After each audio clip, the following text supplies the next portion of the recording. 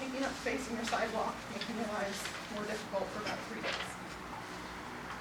And how many did you say you're putting up? I don't have, I didn't realize this was all of ANC 60, so I only had numbers for 6001 and 6032. So it's 3 and 6001, it's probably somewhere between 10 and 15. Oh, okay. Kind of ANC. I think Verizon had around the same amount when we were here last month, so. Radiation? Radiation from the pole? Yes, So so it's not that high. it is not that high, but the power on the radios that we're using for these is much lower power than on our traditional cell site. So they are well within the FCC guidelines for public disclosure. So let me ask you, so have you been, is Verizon, Crown, you guys communicate that you're using this pole? You told me that you don't want to be on the same pole, so are you guys communicate? Right now, that's up to VDOT. So then do they choose, or how does that work? Don't know yet. You don't know? A whole bunch of us have applied for things, and they're still trying to work out how they're going to determine who gets which pole, and in fact, which ones have been applied for and reserved. So you could have technically, AT&T and Verizon could have said, we want this pole at Fifth and M, but they might say, okay, only Verizon. It's up to them. Okay. You can't share a pole. We can't. There are options to do what they call carrier hoteling, where there's one antenna with multiple carriers, equipment going through that one antenna.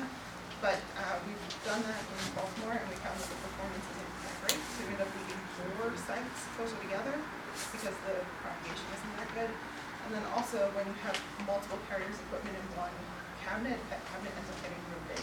So the ones Joe Gibbons from Georgetown is very fond of saying that it's a refrigerator-sized cabinet. When you have 4 carriers in one. So you talk about using part of the sidewalk for the public space, but what about when you need because my constituents we were concerned always about parking. We were saying, okay, we have to have the AT&T truck for 2 days on Fifth Street, or how does that work? There will be some parking, in fact. Is that for construction or for maintenance? Anything. Now, parking is a huge deal, so let's talk about construction, I guess, right? This is what we're talking about. So during the construction process, currently we're planning for a 4-day parking closure. So the truck would sit somewhere for 4 days? Or? Correct. So it would be, the construction would occur during the standard construction hours that DDOT recommends. It would be a 4-day process. The overall construction time is about 5 days, but the actual lane closure, be it lane closure or the parking closure, will be a 4-day time. So each pole is 4 days. Correct. Okay, so I need to. So when you get the list, so will we be given an official list after the fact, and then once you guys get approved? It was my understanding that the application through TOPS would be sent to the ANCs for informational purposes. I don't talk Verizon, so. I can send a list of everything that was submitted to the ANC. Yeah, it'd be helpful, thank you. So would that be communicated to the residents, or say, hey, we're gonna go sit the truck in front of your house for 4 days, move your car? How's this going? I mean, I can just see this. Can we, paper signs, all right. Yeah, it'll follow the standard procedure. All right. Yeah, it's out. They just put up the paper signs and they take over the block. Maybe I can put it on the Facebook page. So DDOT hasn't given you any indication about what's going on in these polls, because it does seem a bit like a wild west. It's a little up in the air right now, but we're Okay. hoping that, this is new, so we're hoping that the process kind of coalesces and it's a little bit better as we go. From what I see, I'm looking at these papers, and I know it's low voltage because you're dealing with street light, which is very low voltage, and it won't interfere with the residents because when you disconnect the street light, there's a low voltage for that. So we would actually be getting our own power service to each pole. We can't share the district's power. So on each pole, in addition to the equipment at the top, there will be a new meter for the AT&T installation. Like a battery? So No batteries. So it's going to be, y'all got your own transformer? No, we have a meter, and then pulling power from somewhere. Yeah, from the street, from the mains. There will be a new 120 volt service provided by They're gonna run your truck, gonna run your new service like they do houses. Correct. Yeah, Yeah, don't separate separate. meters, separate disconnects. Right. Right. And some of them will be overhead, and some will be underground, depends with the area. Yeah, generally if there our power and telco lines on pole, then it would be overhead. If it's buried, it would be underground. Yes, sir. Do you have a picture of using like a teardrop? Will you be using like a teardrop lamps here? No. Because we don't have pole lamps. They're being So used. right now, DC has placed limitations on the types of poles that you can attach to. So on the teardrop style poles, you can only do what's called a collar style attachment, so that the video is not impacted. We don't currently have a design that works on that, so we're not applying for any of the teardrop poles at this time. And I understand that they're using 5G for actually internet services to houses in some cities. Now, would that require a new installation, or will this installation support that too? Our initial applications are for 4G only, so this is an immediate network need and correction. It is entirely possible that we will want to make a future application for the same poles to add 5G equipment, but at this point, I don't have those understandings to do that. I think Verizon said it was 5G last month. Yeah, yeah, that was Verizon's tagline. They have a different, they're using a different product. Okay. Do we have any other questions? David, do you have a question? No, she answered it. Okay. Well, what do you guys think? My constituents, the one right here, is very excited about it. So, I mean, anything that we Because have. we have AT&T. Well, we have, well, either Verizon or AT&T, whatever carrier. So I Yeah. think that we have such high density in 6004, and a lot of people like their smartphones and whatever. I think that it's good. Really good. So as was indicated, this is a different application process that the DDOT Public Space is trying to model here. So we're not actually approving individual applications, and they basically are approving blanket applications. But as part of their communications process, all the ANCs have to receive a notification about which specific locations are proposed within our jurisdictions. Okay. So this is up to us to then communicate that to our constituents, because there's no direct communication to them. Anyone who lives on a block where one of these is proposed did receive a letter that says that one is proposed on the block, and that it has the contact information if you need to call to get more information. And then we noticed the ANCs and the council members and the British board. That is about it. Okay. All right, well, it doesn't sound like we need to take any official action, and as soon as, if you can pass along as much information as possible, we'll get that out, and get it on our website for our constituents. Thank you so much. Moving right along, finally, select reserve. Sorry I spooked you guys earlier. No problem. Good evening, everyone. This is in my single member district. We had a liquor store at the corner of 5th and K for a very long time that has just shut down. And now we have some new applicants that are looking to take it back over. Yes.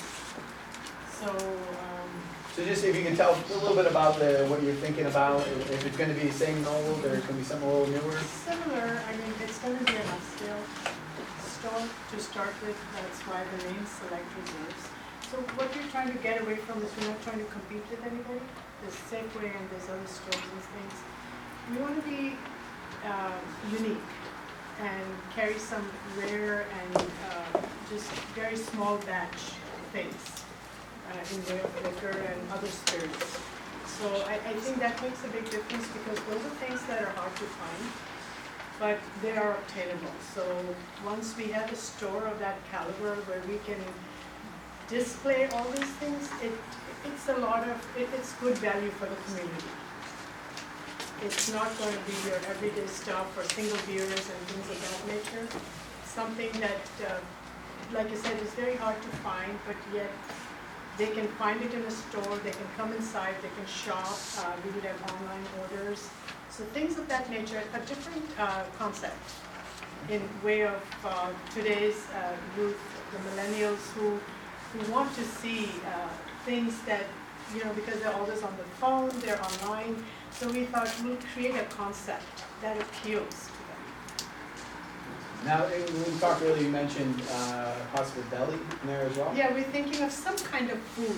We've not yet squared it out what we want, but some kind of food where you could come inside, select something nice that you're looking for or you've seen on your phone or something, and then pick up something to your liking, which, appeals again to day-to-day, an evening thing or something for, take home. And remind me, what are the hours you're looking for? Usually the same hours, like probably 11 to 9. That your Other stores have those hours, yeah. So the application is for Sundays 10 a.m. to 8 p.m., Monday through Thursday 10 a.m. to 10 p.m., Friday and Saturday 9 a.m. to 11 p.m. So you 7 days a could- week. You can potentially constrain the fewer hours, but that's what you have to do. Yes, that's what we apply for, correct. Because now Abra is very open to these hours, just because a lot of Safeways and all these other things are open late, and they carry everything, so it's almost like, why discriminate with a small business? So we are given that leverage to obtain those hours.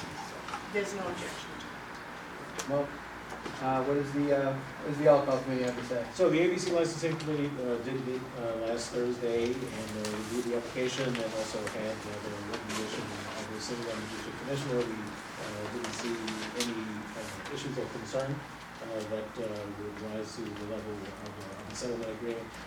We did recommend that if the single member district commissioner does have any concerns, that a settlement agreement address those, but there were no conditions that the commission saw to impose. So the committee did recommend that the commission support this application. Well, at this time, I'd like to make a motion that ANC 6E support the liquor license of Select Reserve, and that we communicate that support to Evelyn. Second. We'll give it to Commissioner Nigro. She's been a little quiet today. All in favor? Aye. One abstention. Karen. Thank you very much. Thank you so much, thank you everyone. When you looking to open up? Well, we're still in the process, the placards are there, so we Sure. wait the 45 days to make sure, and then we'll start. Oh, really? That quickly after the placard? So, well, another month, because we still have to get the architectural plans, Okay. still have to get all the MEPs done from DCRA. So I would say approximately 3 months after the placard comes off, Excellent. and then the construction. Okay, excellent. Well, good luck. Thank you all, good evening. All right, we also have a handful of liquor license renewals, and I will give it to the chair of the alcohol committee to give us their recommendation. Thank you, Mr. Chairman, not nearly as many as last month. So the first is Hanuman at 1604 7th Street Northwest. This restaurant just opened in May. They had a number of delays in opening, which resulted in that situation. They offer a ocean menu and also cocktails that are inspired by herbs that are used in the ocean cuisine. They're obviously just having opened, there was no investigative history for this particular establishment, so the committee recommended that the commission support the license renewal. This is in my single member district, so I'll move that ANC 6E support the license renewal for Hanuman at 1604 7th Street Northwest. We communicate that support to the ABC board and I'll second that. All in favor? Aye. All right, all approved. Are you abstaining? Keep saying the first one. He was an aye. Only the Select first reserve, one. yeah. So, second application is Reno Loco and Tetra located at 606 Florida Avenue Northwest. This is in Commissioner Brown, single member district. This establishment is renewing for the first time. Their investigative history did not have any issues of concern. They just recently amended their settlement agreement to include a sidewalk cafe, which I don't believe has actually been implemented yet, but they are approved for it. The committee did recommend support for this license renewal. Mr. Brown, would you like to motion. Yeah, I move that support the renewal of the license. That we support the renewal of the license. Can we communicate that to Abram? Yeah. Second. Seconded by Commissioner Padro, all in favor? Aye. All right. Third is La Pointe Quotidienne at 433 Massachusetts Avenue. This is in Single Member District 6005. Again, no investigative history concern to the ABC Licensing Committee. The committee voted to ask the commission to support this license renewal. I'd like to make a motion that we support the alcohol license, and that support is communicated to Abra. Second. All in favor? Aye. And then lastly is Nicoletta Italian Kitchen. This is in 6007.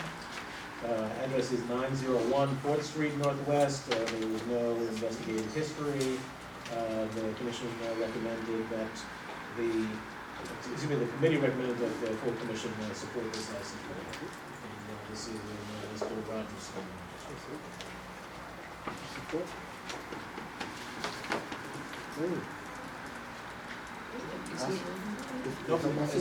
Yes. Yeah, just on yours.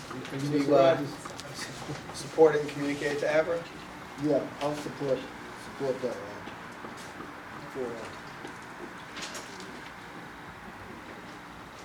Nicoletta?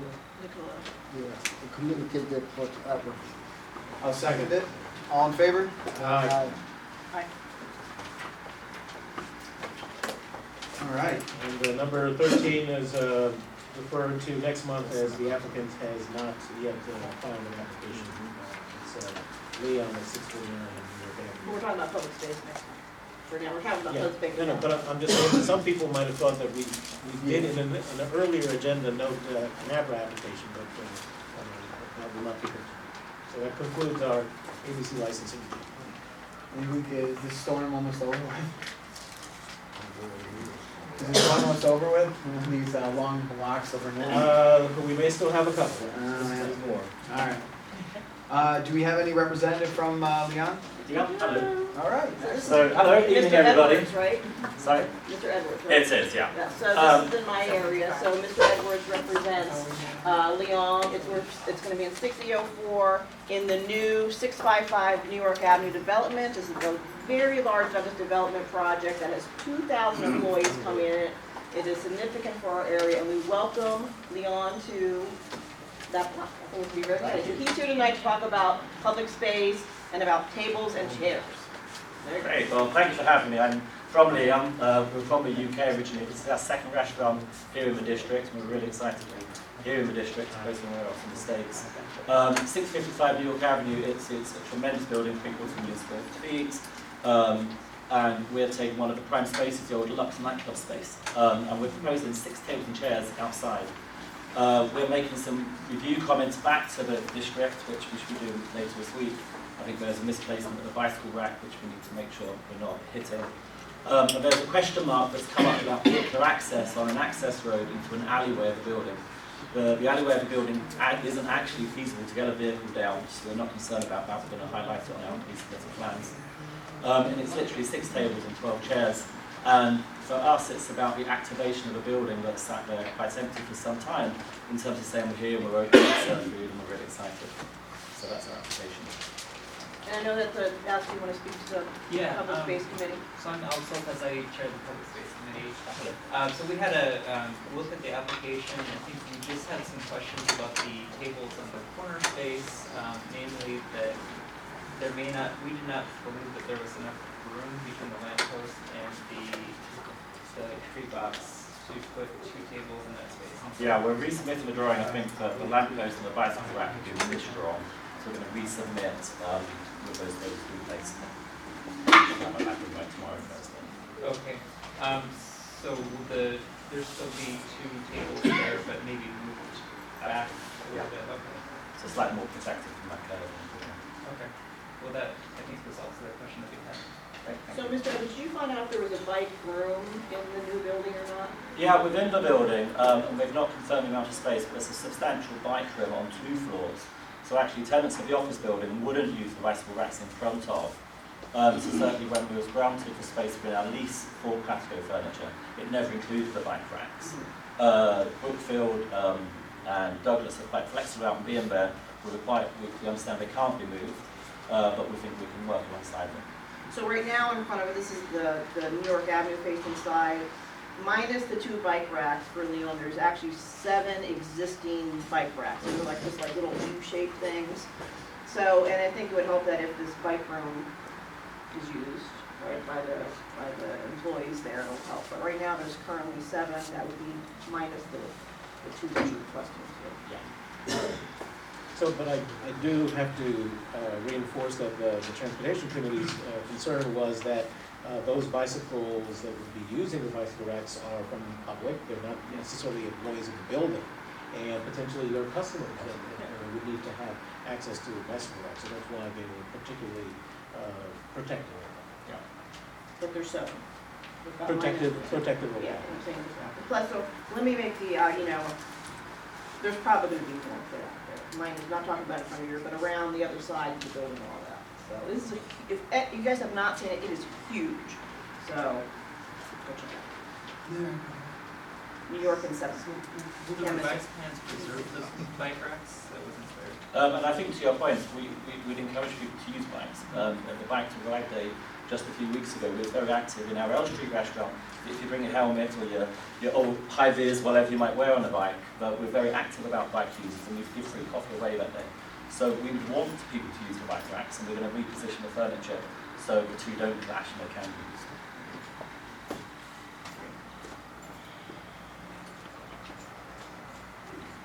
Do you have any other questions? So I move that 6004 supports the public space permit application for 649 New York Avenue Northwest, the Leon Restaurant, and we communicate that to DDOT Public Space. Friendly amendment, that's just 6E, not 604. Oh, sorry, 6E. Yes. Second is that. I second. All in favor? Aye. Right? Thank you so much. All right, so as many of you know, we have recently instituted a Transportation Advisory Committee, which is chaired by Chair Alex Lopez. This committee they meet, is it the last Tuesday of every month? Tuesday of the month, the Last- Tuesday preceding this meeting. Yeah, the Tuesday preceding this meeting. And they have taken up a lot of issues that are important to this community, and particularly any pedestrian coming through our community. These 3 resolutions coming up were discussed not last Tuesday, but the previous meeting. The commission has reviewed them, and I would like Chair Lopez to briefly discuss these 3 for us. So the first resolution is a request, these are all resolutions to DDOT. The first is to request support for resolution to convert the 900 block of 4.5 Street Northwest between K Street Northwest and I Street Northwest from a 2-way to a 1-way southbound. The proposal for this resolution was brought up by 4 constituents from Chair Marriott's district. This block of 4.5 Street, which is, as I said, between K and I Street Northwest, is used by multiple purposes, including to access loading zones, access to underground parking under Crowther Alley, as a vehicle cut through between K Street and I Street, and as well as a pedestrian cut through between these 2 commercial strips. This particular block, 4.5 Street, this block of K Street has been identified as a mega block by the CID, meaning that it's twice as long as a normal block, and so it's used often by pedestrians wanting to access the commercial businesses on either side of that block. The proposal we have here, or the 4.5 Street is really more of an alleyway. It's got a 15-foot right-of-way, which is much narrower than is recommended for a 2-way street, especially when you have mixing of cars and pedestrians. Therefore, the committee recommends this 900 block of 4.5 Street be transitioned to a 1-way southbound. And further that there be installed speed control devices such as speed humps in order to prevent speeding through this alleyway. Chair Marriott, I think that you had some additional things you wanted to say.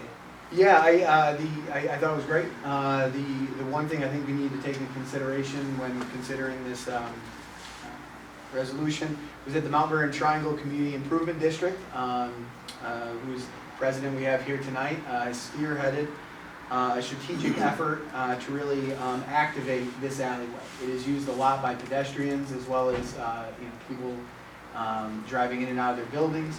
Part of this effort is to not only improve safety but enhance culture and the aesthetic value and amenities. And we've been working together, and this effort has been absolutely fantastic and supported by the ANC.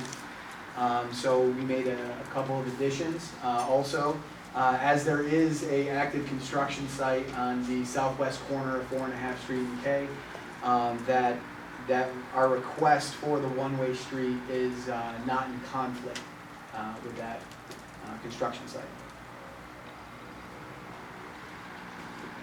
Would you like to consider this issue, or should I go on to the next Why one? don't we do them one by one? So Alex, you told me earlier today, so you're sure your constituents are good with it. What about their businesses? Or do they care? Does anyone really care? Or? Yeah. Yeah. And the businesses though, you have the restaurants, the bakery and all that. Well, I think one of the tricky parts about the alleyway and some of the businesses, and this kind of came up when we were talking about the bike lanes on K Street, is that a lot of them access the parking spaces in front because it is difficult to get down into the alleyway. To make this a one-way going south is likely the safest path. We simply can't have it continuing to go both ways. I don't know if anybody's been out there and watched someone try to come up while someone's going in, and it's an absolute nightmare. People are honking their horns. There's a lot of frustration. We've worked with the CID on this, who has been the point person for our community with DDOT, and it's something that I believe would be supported by my constituents. But did you ask? That's my question. Oh, we've had. You asked the businesses, because they're the ones that get the deliveries and all this type of stuff. I mean, they might not even care. Well, making it a one-way certainly isn't going to conflict with what the business needed to do. But do they even know? That's my question. Do they know? Absolutely. I mean, we've had multiple meetings with surrounding business owners. I mean, this isn't anything new. And I mean, quite frankly, it's a safety issue. As long as they know. Yes, it is. President Robinson. I'd be happy to share some thought. Alex, thank you for your leadership on this. We've had a couple of the very large residential buildings in the neighborhood request that this alley be one way. And as part of some of the cultural animation activation we're looking to do, we've actually held focus group meetings with residents, any residents participating in our process, with property owners, and then also with retailers. We had those meetings separately, and the conversation was around the activation of the space, but then two, safety, with safety being paramount. And so the conversation about the one-way of the alley has always been present in that conversation, as well as some traffic calming devices. We're in a process of applying. We've actually applied for a grant from DDOT through the Council on Governments called the Transportation Alternatives Grant to bring some traffic calming measures. So we're part of the competitive process. DDOT is actually our sponsor for that grant.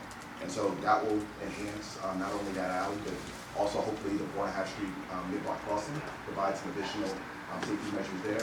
And then we're applying to another grant with the DC Commission on Humanities for some of the cultural activation that we're going to do there. So this is very much in line and in concert.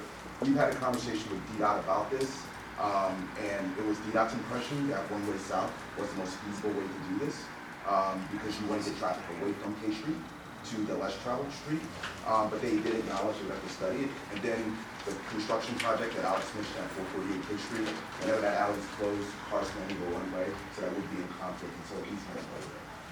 So just some contextual matters to keep in mind as well. Does anybody here have any comments or questions? I think it's a good idea, especially if you can do some safety measures on that crosswalk, because a couple of days ago I almost saw a pedestrian get hit there, even though the crosswalk signs are there. you know, car was turning, a car went around at high speed and almost inflamed, so I think it's a great idea, especially the safety aspect of it. We're well aware of that. Excellent. Do we have any other questions or comments? I have a question. Sure. So why, in the resolution, why is it, not that, you know, I'm pro Sid, as we know, but why is this mentioned in the resolution about the, Well, why wouldn't it be? I mean, we've been working with the SID this entire time. Yeah. They're spearheading this. I don't want it to ever look like we're trying to tell DDOT one thing. I mean, we're working in concert together, and I want this resolution to reflect that. but wouldn't that do with changing the road? Well, it's all part of it, like we were just talking about. Not only is this just about, you know, enhancing the aesthetics of the alleyway, but it's about making it safer for the residents and pedestrians traveling through the mega block. All right, seems like we've exhausted this topic. I'd like to make a motion that ANC 6E support this resolution and communicate it to DDOT. Seconded. All in favor? Aye. You want to stay? Okay, one abstention. All right, Alex, let's knock out the All other right, two. let's see. The next one. This one is a request for a median curb cut and crosswalk across Rhode Island Avenue Northwest at 5th Street Northwest. This is in Commissioner Brown's single-member district. The Rhode Island Avenue Northwest is classified as the principal arterial with a speed limit of 25 miles per hour. Currently, there is no traffic control at the intersection of 5th Street Northwest and Rhode Island Avenue Northwest.